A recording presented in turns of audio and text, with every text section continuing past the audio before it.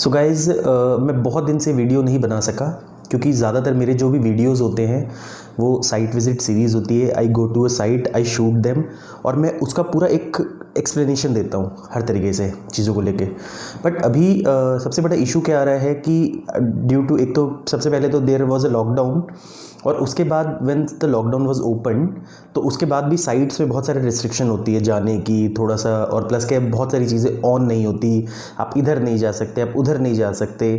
तो ये थोड़ा सा एक चैलेंज रहता था, प्लस अपनी सेफ्टी सिक्योरिटी को भी देखते हुए मैं शूट नहीं कर पा रहा था। सो बेसिकली आपको मैं अपना क्लियर बता दूं मोटिव कि मैंने प्री कोविड एक आप लोगों के साथ कमिटमेंट किया था कि मैं ऑलमोस्ट अ वीक में एक वीडियो शूट करूंगा और उस वीडियो में मैं उस साइट पे जाता था, कंप्लीट उसके बारे में एक स्टडी आपको बना के देता था।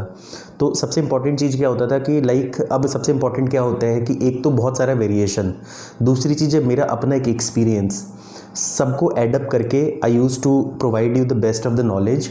और इसका सबसे बड़ा बेनिफिट आपको क्या होता कि आप घर बैठे बैठे you could have seen lots of things और आप एक एजुकेटेड बायर बन सकते थे, सो दैट आप एजुकेटेड बायर होने से you can by the best of the best product what you choose. तो उससे बाद में आपको रिग्रेट नहीं हो कि यार मैंने ये चीज़ नहीं देखी, वो चीज़ नहीं देखी वाली बात। एग्जैक्टली ठीक है। सो अब मैं अपने मेन टॉपिक पे आता हूँ। So guys, most of us feel what we feel about real estate post corona, post covid या पोस्ट लॉकडाउन। देखो गाइज, अभी भी ना बहुत सारे ऐसे लोग हैं मार्केट में जो अभी ये सोचते हैं, मैं बाकी जगह की बात नहीं कर रहा, I am only talking for Gurgaon, ठीक है। बहुत सारे लोगों का भी ये मानना है गुड़गांव मार्केट के अंदर कि लाइक मुझे लोग फ़ोन करते बोलते हैं यार प्रॉपर्टी वो आपने लॉकडाउन से पहले मुझे 2 करोड़ की बताई थी, अब आप मुझे 1.5 करोड़ की दिला दो, या आप मुझे 1 करोड़ की दिला दो, एग्जाम्पल मान लो, ठीक है। तो मैं उनको कहता हूँ सर ऐसा कुछ भी नहीं है, तो वो ये लॉजिक देते कि नहीं यार मार्केट में तो भी कुछ बिका ही नहीं, I think I am the first buyer who is coming up with the market, यहाँ तो इंडस्ट्री में सबके पैसे खत्म हो चुके हैं, ये इस तरह से जो भी चीज़ है एग्जैक्टली।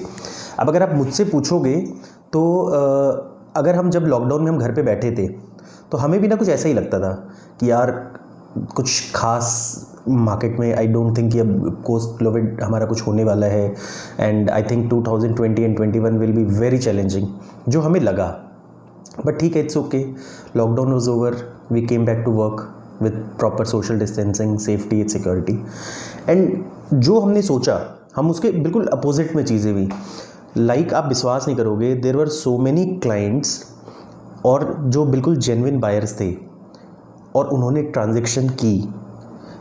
अगर आप मुझसे पूछोगे तो जो लॉकडाउन खुलने के बाद जो 2 महीने रहे हैं, आई थिंक उनका transaction was better than lockdown खुलने से 2 महीने का पहले का। यही सेम चीज़ डीएलएफ ने बुक किया है, बेस्टेक ने बुक किया है, गोदरेज ने बुक किया है, M3M ने बुक किया है, जो भी मतलब डेवलपर्स है। खास करके देखो, मैं आपको वैसे बता दूँ कि हर प्रोडक्ट की इतनी डिमांड नहीं रही है, अच्छे डेवलपर्स, अच्छा प्रोडक्ट, और खास करके ready to move in products, ठीक है। और दूसरी चीज़ ये बताता हूँ कि एनआरआईज़ ने भी बहुत बाइंग की है। इसका वन ऑफ द रीज़न क्या है, आप देखोगे कि अभी बहुत सारी अनसर्टेनिटी है, जॉब्स की भी बहुत सारी इश्यूज़ आ रही हैं एनआरआईज़ को। तो एनआरआईज़ भी जैसे अब क्या फील करते हैं कि सपोज़ मान लो कि they might have to come to India, so अब उनको ये लगता है कि नहीं यार इंडिया में एक घर होना चाहिए वाली बात। एग्जैक्टली उस कारण से उन्होंने भी बहुत अच्छी बाइंग की है इस मार्केट में। और इसके अलावा जैसे कुछ बिल्डरों ने बहुत अच्छी स्कीम्स दी हुई थी, लाइक गोदरेज ने 1090 का प्लान दिया हुआ था, M3M ने एक टाइम में 595 का प्लान दिया था। दैट मीन्स यू पे ओनली 10%, बाकी ऑन पोजेशन। अब इससे ज़्यादा लुक्रेटिव आपको पेमेंट प्लान क्या मिल सकता है, ठीक है। बाकी रेडी टू मूव इन की भी बहुत ज़्यादा डिमांड थी। और इसमें सबसे इम्पॉर्टेंट रोल ऐसा भी होता है कि अभी क्या हुआ कि जैसे बहुत बार लोग ना कन्फ्यूज होते हैं अपनी प्रॉपर्टी को लेके। जैसे सपोज़ मान लो somebody is working in Cyber City, ठीक है। अब उसके साथ प्रॉब्लम क्या है, अगर सपोज मान लो उसका बजट 1 करोड़ का है, वो गोल्फ कोर्स रोड में ले नहीं सकता, MG रोड पे ले नहीं सकता, साइबर सिटी के आसपास ले नहीं सकता, ठीक है। उसके पास सबसे जो क्लोजेस्ट वो बनता है वो गोल्फ कोर्स एक्सटेंशन रोड बनता है एक अच्छे सोसाइटी के हिसाब से। Unfortunately golf course extension road में 1 करोड़ रुपए में बहुत अच्छी वेरिएशन नहीं मिलती, because he also wants a decent 3 BHK या जो भी मतलब एक होता है ना, तो वो चीज़ें नहीं मिलती वाली बात है। अब वो बंदा क्या करे, तो बीइंग अ कंफ्यूज्ड बायर वो बंदा प्रॉपर्टी ले ही नहीं पाता था। तो अब क्या हुआ, ये फंडा ख़त्म हो गया वर्क फ्रॉम होम वाला। सॉरी ये फंडा ख़त्म हो गया आपका कि डिस्टेंस वाला, क्योंकि क्या हुआ लॉकडाउन में ज़्यादातर लोग जो आईटी से रिलेटेड हैं उनका कंप्लीट काम वर्क फ्रॉम होम हो गया। और वर्क फ्रॉम होम होने से इसका जो मेन बेनिफिट है वो ये हुआ कि जैसे सपोज़ मान लो कोई बंदा अगर सीपी में भी काम कर रहा है, he could have he has purchased property new Gurgaon, क्योंकि नाउ ही सेइंग कि ये प्रॉपर्टी कैसी है, लोकेलिटी से मेरे ऑफिस से कितना डिस्टेंस है वो नहीं है, क्योंकि अगले 2 साल तक तो उसको वर्क फ्रॉम होम ही है उसका। ज़्यादातर कंपनीज आर प्लानिंग, और इनफैक्ट अब तो कल्चर आ रहा है वर्क फ्रॉम होम का, क्योंकि कंपनीज़ को भी बहुत फ़ायदा हो रहा है, they are saving lot of money on infrastructure. तो इस हिसाब से तो एक तो ये क्राइटेरिया था कि लाइक लोगों के ना दिमाग से एरिया का कॉन्स्ट्रेंट ख़त्म हुआ, ठीक है। इस हिसाब से फिर न्यू गुड़गांव में भी बहुत अच्छी बाइंग हुई। मैं से बहुत लोगों को जानता हूँ जो लोग गोल्फ कोर्स एक्सटेंशन रोड पे मुझसे प्रॉपर्टी नहीं खरीदना चाहते थे because of distance, and they purchase in sector 90, 91, 92, ठीक है। वो चीज़ें हुई वाली बात एग्जैक्टली, क्योंकि उनका वो जो कॉन्स्टेंट था वो ख़त्म हो गया। स्कूल्स, हॉस्पिटल्स, खैर हॉस्पिटल की मैं बात नहीं करूँ, स्कूल्स तो आपके सब सारी जगह अच्छी है। दूसरी चीज़ क्या हुई कि जैसे सपोज मान लो when you were working at home, genuinely आपका जो घर था वो आपके लिए छोटा पड़ गया। इसका रीज़न क्या था कि इमीडिएट बेसिस पे you need extra room if you don't have kids, ठीक है। और अगर सपोज मान लो आपके पास किड्स हैं तो you need 1 room for the kids also, because उनकी पढ़ाई भी बिल्कुल ऑनलाइन हो चुकी थी। तो ये एक फंडा आया कि सपोज मान लो जो बंदा 2 BHK में रेंट पे रह रहा था और वो प्लान करता था कि कभी मैं अपना एक 3 BHK खरीदूंगा अपने हिसाब से वाली बात है, but he was just planning. तो अब उनको इमीडिएट शिफ्टिंग की ज़रूरत थी, क्योंकि शिफ्टिंग तो करनी पड़ेगी, घर पे तो जगह ही नहीं है बैठने के लिए।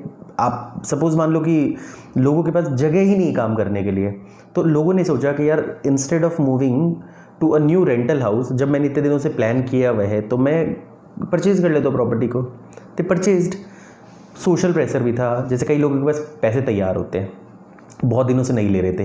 देखो इंडिया में आज भी जो प्रॉपर्टी जो है ना, खास करके जो रेजिडेंस की मैं बात करूँ एग्जैक्टली, वो एक सोशल सिक्योरिटी है। लोग कहते हैं यार एक छत होना चाहिए, घर होना चाहिए अपना। तो अब सपोज़ मान लो कि जिनके पास पैसे हैं, अब वो बहुत दिन से कंफ्यूज था कि मुझे ये चाहिए वो चाहिए वो, इस तरह से। तो अब लॉकडाउन के बाद लोगों ने सोचा यार एक सेटल होते हैं लाइफ में, क्योंकि क्या हुआ कि लॉकडाउन के बाद ना लोगों का एम्बिशन बहुत कम हो गया। तो लोगों ने सोचा भाई, कभी लोग सोचते थे यार मेरे बजट में वो चीज़ तो मिलती नहीं थी, कभी मैं और कमाऊंगा तो वो चीज़ लूँगा, और आज मुझे यहाँ लेना नहीं है। तो लोगों ने थोड़ा बहुत कॉम्प्रोमाइज़ भी किया, and they took what ever they needed. घर वालों का, फैमिली वालों का, बुजुर्गों का भी बहुत प्रेशर होगा। देखना जब आप इनसिक्योरिटी होती ना, तो जैसे कि आप बाकी चीज़ें परचेज करके स्टोर करना चाहते हो ना अपने पास, वैसे आप एक घर भी स्टोर करना चाहते हो। So this was applicable in Gurgaon, to be very frank. और मैं ये बोलता हूँ कि इस कारण से क्या हुआ, there was a good buying, ठीक है। और यही एक रीज़न है कि गुड़गांव मार्केट में बहुत ज़्यादा रेट्स में फ़र्क नहीं पड़ा। हाँ, जब आप इमीडिएट उस वक्त ख़रीद रहे थे तो लाइक हम जब डील कराते थे तो 4 लाख 5 लाख डिपेंडिंग अपॉन जो भी नेगोशिएशन हो सके बेस्ट वो हम कराते थे वाली बात एग्जैक्टली। तो उस तरीके से एक बहुत ही फास्ट और एक बहुत ही लाइक इमीडिएट बाइंग्स हुई। एनआरआईज ने बहुत ख़रीदा। वी वर ऑल्सो लकी कि वी गॉट सच क्लाइंट्स जहाँ से हमने ट्रांजेक्शन्स क्लोज किए, क्योंकि लाइक कोविड के वक्त लॉकडाउन में सोच के तो हम तो ये सोचते थे यार हम तो कुछ प्रॉपर्टी बेच ही नहीं पाएंगे, बट ऐसा नहीं हुआ। सो इससे अच्छी बात क्या हुई है, देखो आपको बता रहा हूँ कि एक गुड़गांव ने मार्केट को एक स्टैंड दे दिया। दूसरी चीज़ क्या हुई है, देखो आज मेरा ये कहना है एग्जैक्टली, किसी भी बहाने से मार्केट में पैसा जाना चाहिए। अगर पैसा आपके अकाउंट में है या आपके बिस्तर के नीचे है, वो एक तरह से इकोनॉमी के लिए बहुत ज़्यादा ख़राब है। जितना ज़्यादा पैसे हैंड एक्सचेंज करेगा उतना ज़्यादा मार्केट में मनी क्रिएट होगी, और लाइक उतना ही ज़्यादा एम्प्लॉयमेंट क्रिएट होगा, और इकोनॉमी एक चक्के में घूमेगी। तो सबसे इम्पॉर्टेंट ये चीज़ लाइक मतलब क्या बोलते हैं, तो लोगों ने कंट्रीब्यूट किया तो काफ़ी पैसे। और रियल एस्टेट में सबसे अच्छी बात क्या है कि सपोज़ मान लो कि आप 1 करोड़ रुपए मार्केट में डालते हो या 2 करोड़ आप डालते हो मार्केट में, तो you give immediate 2 crore to the market, तुरंत वो सर्कुलेशन हो गया मार्केट के अंदर। और इस तरीके से चीज़ें हुई कि लाइक जिनको भी आप दे रहे हो, चाहे वो बिल्डर को दे रहे हो, एंड यूज़र को दे रहे हो, आज के मार्केट में वो तुरंत यूज़ होगा, क्योंकि उनके भी इमीडिएट नीड की चीज़ है। वो आज के डेट में ऐसा नहीं है कि वो बस मतलब एग्जांपल मानो अपने किसी डेवलपर को दे दिया, डेवलपर ने अपनी तिजोरी में डाल के छोड़ दिए पैसे वो, या किसी एंड यूज़र को दे दिया और किसी सेलर को दे दिया, उसने तिजोरी में डाल के छोड़ दिए पैसे। इट्स गेटिंग यूज्ड एवरीवेयर, वो वाली बात एग्जैक्टली। तो इससे क्या है कि काफ़ी सारी जो वो हुई और दूसरी चीज़ मेरा ये भी आप लोगों का कहना है वाली बात एग्जैक्टली कि और कई लोग हैं जो अभी भी कंफ्यूज्ड है प्रॉपर्टी को लेके। देखो, फोर्स बाइंग मत करो, बट अगर आपकी नीड है तो आप जरूर बाइंग करो। If you really need property, buy it. 2 reason से आपको बता रहा हूँ क्या है। मुंगेरी लाल के सपने, 2 करोड़ की प्रॉपर्टी है। लोग हमें दिन भर ये कहानियाँ सुनाते हैं, यार गुड़गांव इज़ वेरी एक्सपेंसिव, यहाँ तो कोई लॉजिक ही नहीं है। ग्रेटर नोएडा से कंपैरिजन करो, वहाँ 50 लाख में ऐसी चीज़ मिल जाती है, यहाँ आपके 2 करोड़ में वैसी चीज़ नहीं मिलती। तो ठीक है, इसके 2 रीजंस हैं। Gurgaon will always be expensive then places like Noida, Greater Noida. इसके वन ऑफ द रीज़न क्या है कि Gurgaon enjoys a very elite population. अच्छी पिंग कैपेसिटी वाले लोग रहते हैं, अच्छी तनख्वाह मिलती है लोगों को। तो आप अगर कंपैरिजन करोगे तो यहाँ की जो प्रॉपर्टीज़ होती है उनके स्पेसिफिकेशंस भी बहुत ज़्यादा बेटर होते हैं, उनकी कंप्लाइंसेस भी बहुत ज़्यादा बेटर होते हैं। लैंड यहाँ बहुत ज़्यादा महंगी होती है। तो चीज़ें हैं लाइक आप नोएडा, ग्रेटर नोएडा में देखोगे वहाँ पर 10 एकड़ में लोग 2000 फ्लैट बना देते हैं। गुड़गांव में लोग 600-700 फ्लैट बनाते हैं। वो डिफरेंस होता है सारी चीज़ों का, कंस्ट्रक्शन क्वालिटी का डिफरेंस होता है। आपके गुड़गांव में they are so strict for fire norms. आज एक प्रॉपर्टी MR फ्लोर प्रीमियर, ठीक है, उसका वीडियो मैंने बना रखा है, आप देखना। सो उसमें देर वर लाइक 5 फ्लोर्स और in the initial plan there were only 1 stairs. ठीक है, गवर्नमेंट ने दूसरे स्टेयर्स बनवाए और बिल्डर को बना के देना पड़ा है। सो लो वाली बात है, 500 गज से ऊपर की वाली बात वो चीज़ है। तो you have to give 2 exit floors, वो हो गया, अर्थक्वेक रेजिस्टेंट हो गया, मतलब they are very strict for everything. तो गुड़गांव के अपने नॉर्म्स है ना, वो बहुत स्ट्रिक्ट है। आज ऑक्यूपेशन सर्टिफिकेट आने में प्रोजेक्ट को इतना टाइम क्यों लग जाता है? बिकॉज वो दे चेक एवरीथिंग। तो इस हिसाब से गुड़गांव हमेशा थोड़ा महंगा रहेगा। इसका एक वन ऑफ द रीज़न कि एलिट क्लास है। दूसरी चीज़ है आज जो फैसिलिटीज़, आज NRIs, क्योंकि मैं आपको एक रीज़न बता रहा हूँ, सिंपल सी बात है। ऑल ओवर इंडिया से दिल्ली के नाम पे बाइंग होती है। जैसे आपके कोई रिलेटिव पटना में रहते हैं, उनका शौक होता है कि यार एक प्रॉपर्टी होनी चाहिए हमारे दिल्ली NCR में। अगर उनका बजट 50 लाख का है तो वो नोएडा में कर देंगे, उनका बजट 2 करोड़ का तो वो गुड़गांव में कर देंगे। ये माइंडसेट है। सेम NRIs के साथ है। NRIs हैं, अच्छी कंपनी में काम करें, अच्छे पैसे वो गुड़गांव में कर देंगे, क्योंकि गुड़गांव एक अच्छी जेंट्री की जगह है। यहाँ के आप पब्स देख लो, यहाँ के क्लास देख लो, यहाँ का लिविंग देख लो, जो अच्छा है, विच विल बी गुड। सो ऐसा नहीं होगा वाली बात है कि गुड़गांव की वो प्रॉपर्टी 50 लाख की हो जाएगी अनटिल सारी IT इंडस्ट्री खत्म हो जाए, सब कुछ खत्म हो जाए, लोग यहाँ से चले जाए छोड़ के, तो वो उस तरीके से मिले, तो which will be very unfortunate.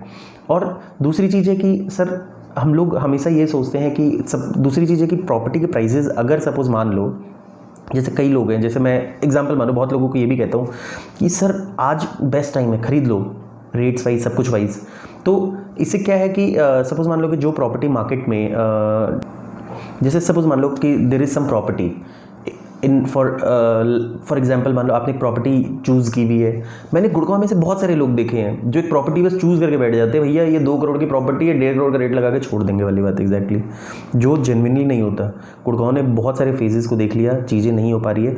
और आज के रेट में देखो, अगर आप कुछ बाइंग करते हो, मैं आपसे अपील क्यों कर रहा हूँ बाइंग करने की, कि देखो सर ऐसा है, अगर आप खरीदोगे कुछ भी, देखो प्रॉपर्टी की, इसलिए मैं कह सकता हूँ बिकॉज मैं रियल एस्टेट से हूँ तो मैं बाकी चीज़ों के लिए अपील कर सकता हूँ, बट मेरा ये कहना है कि मैं इसमें आप वेस्ट नहीं कर रहे हो पैसे अपने। अगर आप एक घर खरीदते हो अपने लिए, अगर आपकी ज़रूरत है, तो इससे क्या होगा कि आप मार्केट में पैसे दोगे, वो पैसे किसी और के पास जाएंगे, वो रोटेट होंगे, इनडायरेक्टली सबको फ़ायदा होगा। ये तो गई हम लोगों की बात, आपकी हमारी, कैसे हम as a real estate industry को भी हेल्प कर सकते हैं और एज ए रियल एस्टेट के थ्रू हम इकोनॉमिक्स को भी हेल्प कर सकते हैं, because everything is connected. Customers can help this industry to grow, ठीक है। और दूसरी चीज़, सबसे इम्पॉर्टेंट चीज़ क्या है exactly, being into real estate market, मेरे को ऐसा लगता है कि कहीं या कहीं जो गवर्नमेंट का सपोर्ट है, जो एक, क्योंकि जो स्ट्रकअप प्रोजेक्ट्स बनाने में वो बहुत वीक है। जैसे आप लास्ट कई सालों में देखोगे, खास करके जैसे सपोज मान लो कि 2012 तक there was a boom in real estate market, then market went down, ठीक है।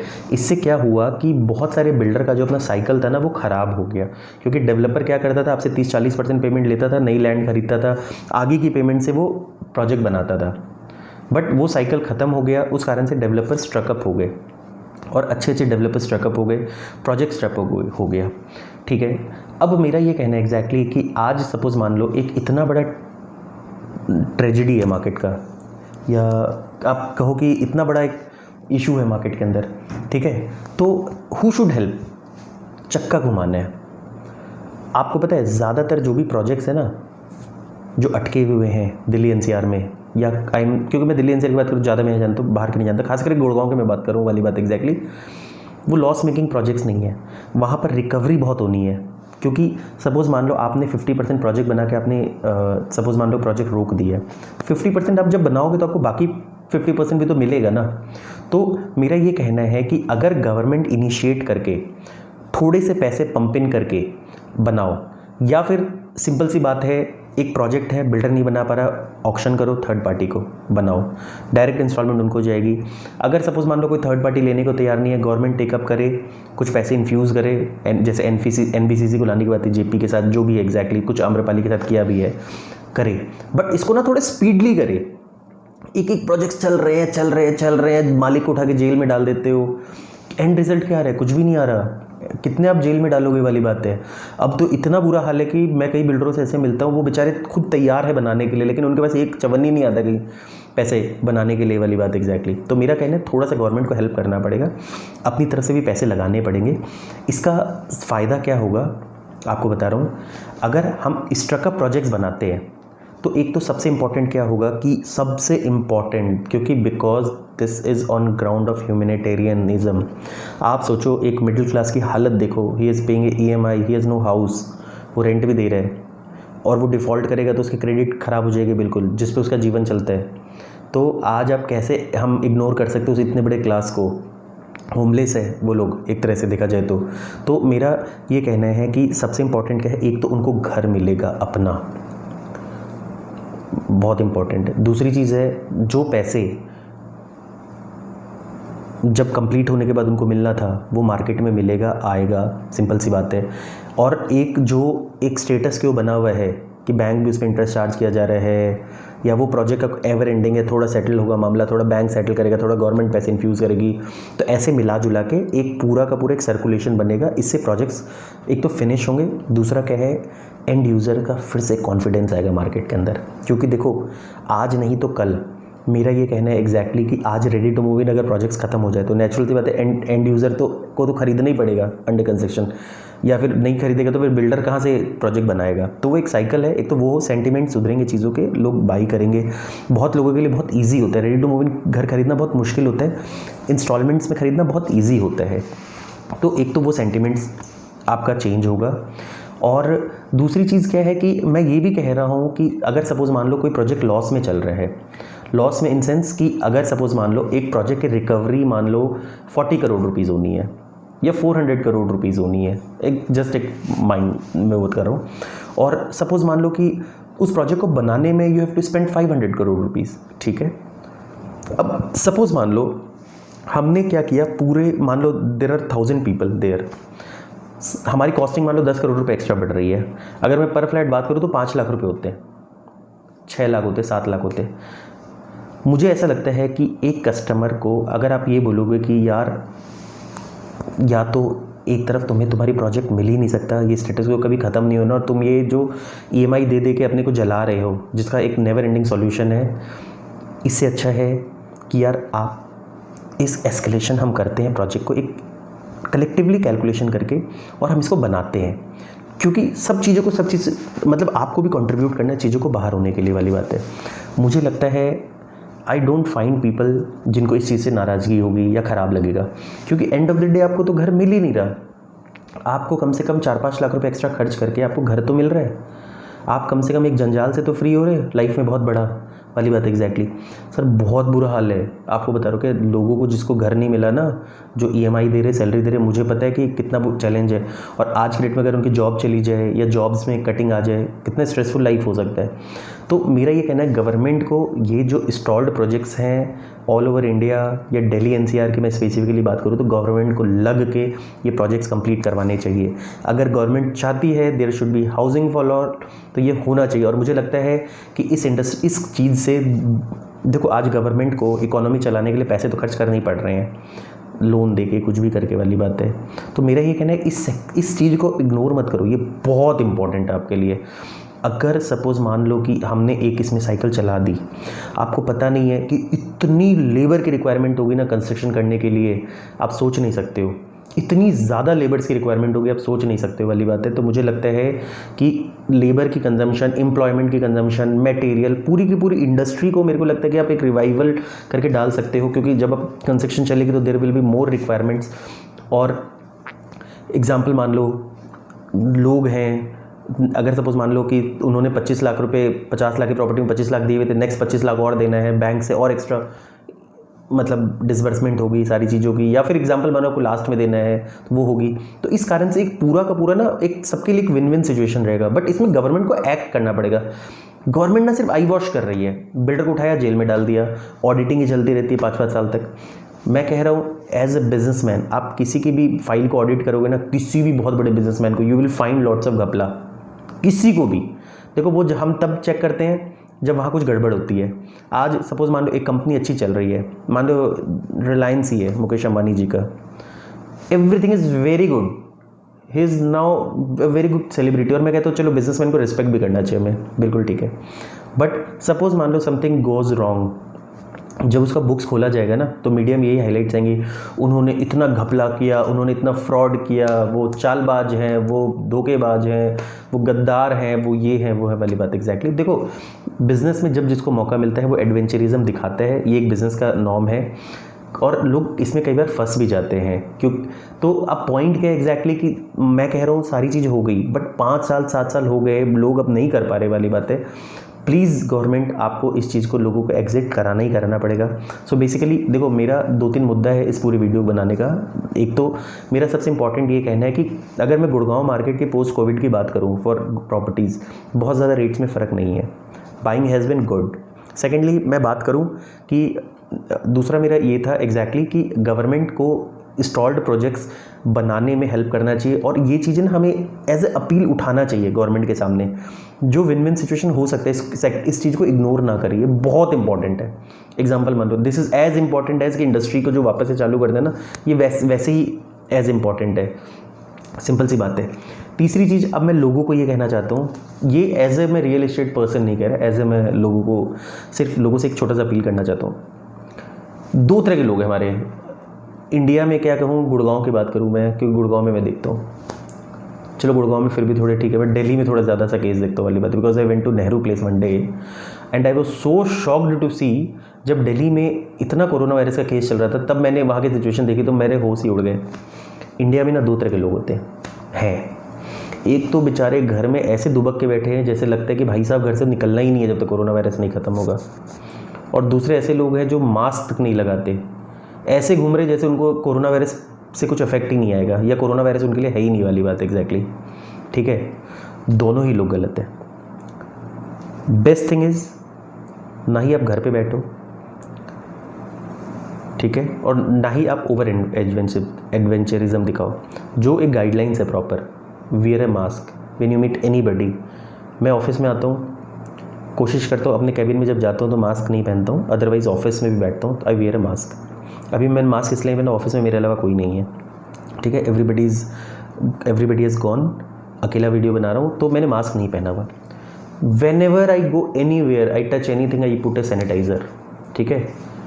सोशल डिस्टेंस मेंटेन करना, क्लाइंट्स को जब हम प्रॉपर्टी दिखाते हैं तो हम एक डिस्टेंस से बात करते हैं, कोशिश करते हैं कि हम ओपन एरियाज़ में ही ज़्यादा रहें, कवर्ड एरियाज़ में नहीं जाए भी तो ठीक है, विद प्रॉपर सेफ्टी सिक्योरिटी सारी चीज़ जाए। क्योंकि कोरोना वायरस में भी एक्सपर्ट्स ये कहते हैं कि तुरंत अगर आप इंटरेक्ट करते हो तो शायद आपके वायरसेस होने के चांसेस नहीं होते। अगर आपका इंटरेक्शन लेवल एक मतलब क्या बोलते हैं, एक कंटेमिनेटेड पर्सन से बहुत ज़्यादा है तो शायद चांसेस होती है। बाकी तो, और इससे कहते हैं कि 90 to 95% आप सेव कर सकते हो। बाकी तो मेरा कहना है कि ये बाकी सब इट्स ऑल अबाउट लक। कल को ऐसा हो सकता है कि शायद एक बंदे को घर पे बैठे हुए भी हो जाए और घूमते हुए भी हो जाए, बट मेरा ये कहना है कि विद प्रोटेक्शन हम निकलें। इससे फ़ायदा क्या होगा, आप जब घर से निकलोगे आप कमाओगे, ठीक है, आपकी कुछ एक्टिविटीज़ होंगी, उससे क्या होगा, जब आप कमाओगे तो आप खर्च करोगे, आप किसी को एम्प्लॉयमेंट दोगे डायरेक्टली या इनडायरेक्टली, ठीक है। जब आप उसको एम्प्लॉयमेंट दोगे तो इस तरीके से एक मार्केट का सर्कुलेशन बनेगा। क्योंकि प्रॉब्लम क्या है, आप इस चीज़ को समझना, अगर हम सारे लोग सारा काम बंद करके अपना जान बचाने के चक्कर में घर में दुबक के बैठ जाए, एग्जाम्पल मान लो, देखो उनके मैं कंपैरिजन नहीं कर रहा जो मास्क खोल के और घूम रहे हैं वाली बात, exactly that is highly wrong. वो तो फिर अपने आप को बिल्कुल ही मारने की बात है। एग्जाम्पल मान लो, बाकी किस्मत रही तो वो भी बचेंगे, बट अगर आप दुबक के बैठ जाते हो या बिल्कुल एकदम रिजर्व होकर बैठ जाते हो लाइफ में, आप सोचो यू वोंट, आपको पता नहीं है कि बहुत कल को मान लो अगर पेंडेमिक के बाद फिर भुखमरी भी आ सकती है। अगर वो सिचुएशन आ गई ना तो इट विल अफेक्ट एवरीबडी, हर बंदे के पास। आपको पता है किसी भी बिजनेसमैन के पास, किसी भी सैलरीड बंदे के पास जो रिजर्व्ड अमाउंट होता है ना वो बहुत लिमिटेड होता है। तो उससे क्या है कि सपोज मान लो कि कल को गरीबों के पैसे खत्म हो गए, फिर मिडिल क्लास के पैसे खत्म हो जाएंगे। एग्जाम्पल मान लो अमीरों को देखो, मुझे बहुत ज़्यादा जो रिच लोग उनका नहीं पता, शायद उनके भी खत्म हो जाए वाली बात, एग्जैक्टली। तो मेरा कहना है इससे क्या होगा कि हर आदमी की लाइफस्टाइल में बहुत इम्पैक्ट आएगा और हमारी इकोनॉमी अननेसेसरीली रिसेशन पे जाएगी। वैसे तो नहीं जाएगी क्योंकि इंडिया में लोग समझदार हैं, बट मेरा ये भी कहना है कि जो बिल्कुल दुबक दुबक कर बैठे वो भी बाहर निकलो। मैं रियल एस्टेट इंडस्ट्री में बहुत लोगों को कहता हूँ यार, कई लोग हमारे रियल एस्टेट इंडस्ट्री में जिन्होंने अभी तक ऑफिसेज नहीं खोले हैं, ठीक है, मैं ये कहता हूँ ठीक है, इट्स ओके, आप you have got sufficient money, but आप ऑफिस नहीं खोल के बैठे हो, आपने लोगों को हटा दिया, अपने ऑफिस से सब कुछ कर दिया वाली बात है। इससे क्या है कि यार आप अपना जान, एक तरफ तो ठीक है आप अपने आप को सेव कर रहे हो, बट आप कई लोगों को एक इंडिया को एक रिसेशन की तरफ धकेलने की कोशिश कर रहे हो वाली बात, एग्जैक्टली। आप आओ डिस्टेंस के साथ, आप घूमो, 2 प्रॉपर्टी बेच लो यार, एक ही बेच लो। एक बंदे को भी अगर आपने मार्केट में पैसे लगवा दिए ना, आपने 1 करोड़ रुपए गुड़गांव जैसी जगह पे 1 करोड़ 2 करोड़ रुपए आपने निकलवा दिए, मतलब आपने सर्कुलेशन दे दिया वाली बात, एग्जैक्टली। और आप किसी बिजनेस में आप करो विद प्रॉपर वो, देखो बहुत सारी कंट्रीज है जहाँ लॉकडाउन नहीं है, बहुत अच्छे मतलब सेफ्टी सिक्योरिटी के साथ they are living their good life, सारी चीज़ें कर रहे हैं, तो वैसे करो चीज़ें। सो गाइज ये बहुत नॉन रिलेवेंट टाइप का वीडियो था, और अब मैं आपको ये प्रॉमिस कर रहा हूँ कि like I will now start making some videos. अब साइट्स भी खुल गई हैं, थोड़ा माहौल भी थोड़ा ठीक हो गया है, like not in terms of cases but like now things are open in the sites also, थोड़ा डर भी लोगों को कम हो गया है। तो now will start making the videos, और मैं आपको वीडियोज़ नए नए वीडियोज़ देता रहूँगा, एंड आपको वो वीडियोज़ अच्छे लगेंगे मेरे हिसाब से जो मैं वीडियोज़ आपको दूंगा। और उसके अलावा देखो अभी मैंने ना क्या किया है, एक लिंक्स बनाई है वेबसाइट्स पे अलग अलग बजट में। जैसे अगर आपका बजट 1 करोड़ से कम है, आप देख लो 2 करोड़, 1 करोड़ से 2 करोड़ है, मतलब लाइक 50-50 लाख के गैप में मैंने चीज़ें बनाई हैं, ठीक है। मेरे पास 10 करोड़ के रेंज तक की प्रॉपर्टीज़ है, और अनफॉर्चुनेटली मेरे पास 70-75 लाख से कम की प्रॉपर्टीज़ नहीं है, क्योंकि मेरे लिए वो थोड़ा डिफिकल्ट हो जाता है उस सेगमेंट को टारगेट करना। वो थोड़ा सा अफोर्डेबल सेगमेंट होता है, there are lots of people in the market. अगर आप मुझे कभी फ़ोन भी करो तो मैं ब्रदरली आपको बहुत कुछ अपने खास रेफरेंस वाले लोग हैं, मैं उनको आपको नंबर दे सकता हूँ, ठीक है, ये आप कर सकते हो वाली बात, exactly. This all I was talking for a residential market. Commercial market में मुझे पता है कि थोड़ा सा बुरा सिचुएशन है, आई थिंक वो भी बाहर आएंगे, खास करके थोड़ा सिचुएशन जो सेंट्रल एयर कंडीशन है उनको आने में थोड़ा सा टाइम लगेगा ही लगेगा। So it's just a wait and watch. But मैं कह रहा हूँ जिनके लिए पॉसिबल है जाके काम कर सके विद सेफ्टी एंड सिक्योरिटी करो। थोड़ा मिक्सअप वीडियो था, आई नो हर टॉपिक्स पे मैंने बात कर ली है, बट अपने दिल की बात की, अच्छा लगा आज बात करके। सो आप मुझे ना कमेंट सेक्शन में ये भी बताते रहना कि मैं किस वीडियो पे शूट करूँ, कौन सी अच्छी वीडियोज़ बनाऊँ। Thank you, God bless you.